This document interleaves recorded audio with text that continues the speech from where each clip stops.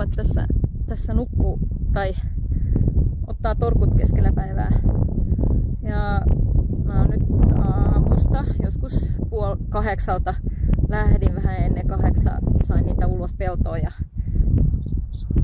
nyt mä tässä istun ja odotan. Välillä mä kartoitan sitä, että miten paljon aikaa ne käyttää laiduntamiseen ja miten paljon aikaa ne sitten lepää siinä välillä. Ja kun tää lepo on, niin ne tulee aina takaisin tänne yösijaan, missä ne yölläkin on.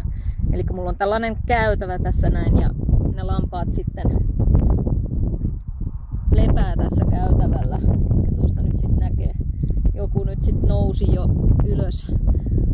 Että vanhemmat uuhet nousee sitten, kun on aika taas mennä uudestaan peltoon laiduntamaan.